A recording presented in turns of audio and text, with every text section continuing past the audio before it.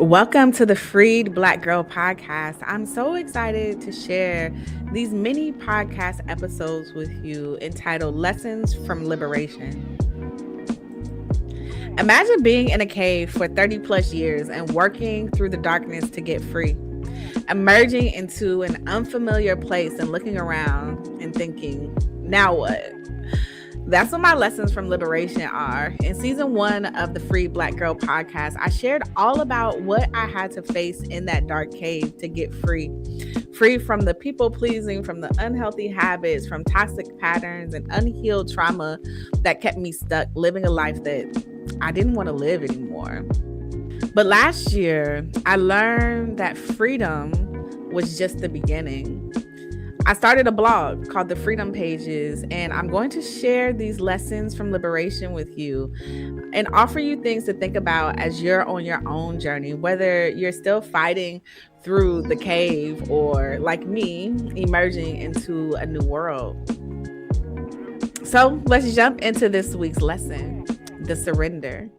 I wrote this last spring after I decided I was going to focus on content creating and coaching.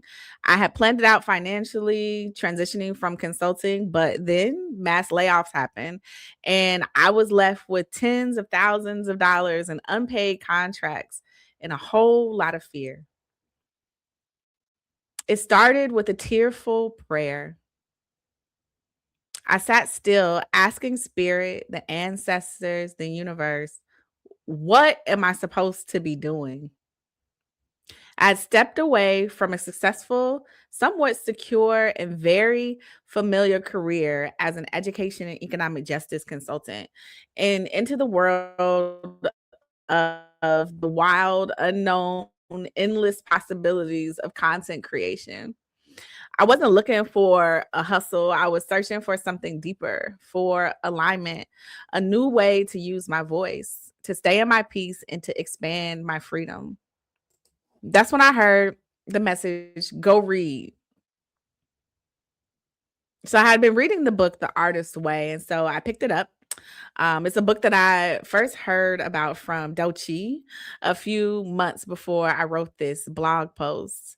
But after I heard Dochi talk about it, I kept seeing it everywhere in my feed, and so I started reading it. And when I opened it up that day, when I asked my question of what am I supposed to be doing, I landed directly on my next chapter, which was week 4. That week invites you to stop consuming content for 7 days. No reading, no scrolling, no binge watching, no escaping by filling my mind with noise. It was called the deprivation week. But what I experienced was everything but depriving. During that week, I returned to joy. I returned to toys. I returned to play. I returned to music.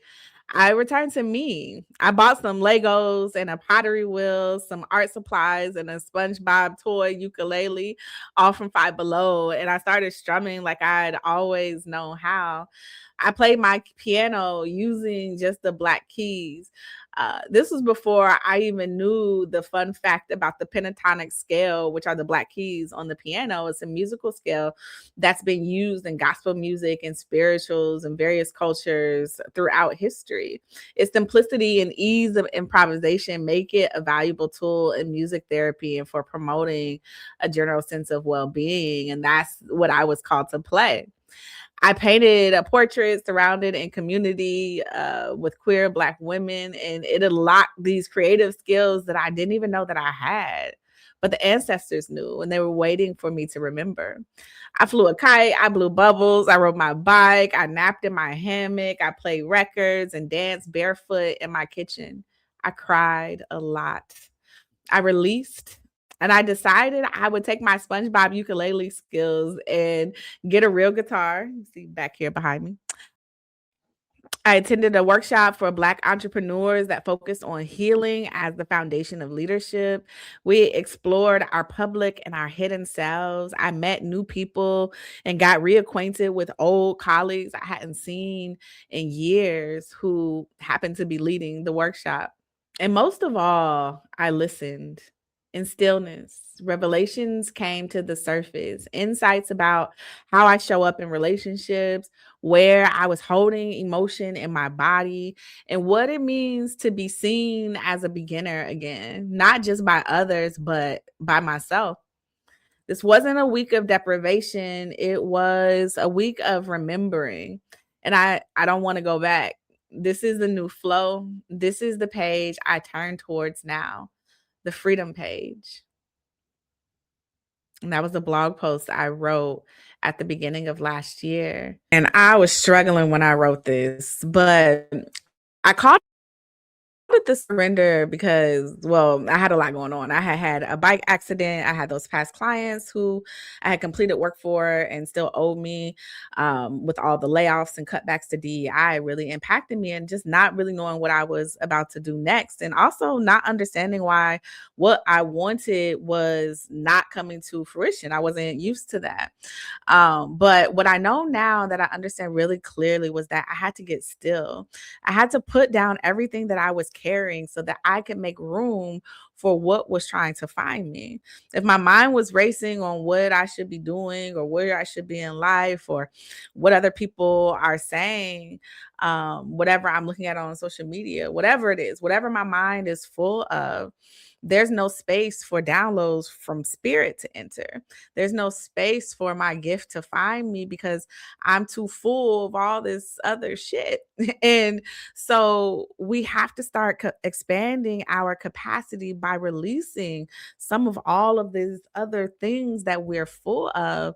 So spirit, the ancestors, the universe can deposit what is meant for us unless we clear the space to receive it. That's the surrender, surrendering the space in our lives that is needed to hear, to feel, to sense, to perceive, to intuit. We all have the capacity, but we've got to make space. And it's hard because you've carved a pathway for things to flow and get the quickest dopamine hit, the fastest, right? And so we've already carved these pathways by filling it with TV and scrolling and wine and weed and whatever it is, whatever our thing is. But the truth is that we have so many other things at our disposal, but we have to get still enough and quiet enough for those things to kind of kick in and come online. So that's this week's lesson from liberation, is that once you exit the cave, once you've reached that phase in your healing where you are now back in your body, it's going to get real loud and things, you know, you're going to have to learn how to get still enough so that you can be present in your body and not be pulled in all of these different directions, trying to keep you from listening and hearing the ancestral and spiritual wisdom that's trying to reach all of us right now. And I want you to ask yourself, what is your relationship with stillness? What are ways that you run from being with your own thoughts or avoid the absence of thought if you're an overthinker like I am? Give yourself moments of silence. You can start small, 5 minutes a day. Set an alarm, sit and do nothing at all. Stare at a tree, watch the squirrels play, look at the wall. Just sit in silence. And then add on 1 minute a week. I want you to observe how you feel before, during, and after. There is so much seeking to overwhelm us right now. We have to train our nervous systems to find peace in the chaos, to surrender to the present moment instead of living in shame of what was before or fear of what will be. Thank you for joining. Go ahead and hit that like and subscribe button. Afterwards, if you're feeling it, leave me a comment and a 5-star review everywhere you get your podcasts. I really hope these lessons from liberation help you, as you being with me in community helps me to grow. And I want this to be a conversation. I don't want to just be talking at you. So leave a comment as well. What comes up for you in the stillness? And how can you give yourself the gift of being present?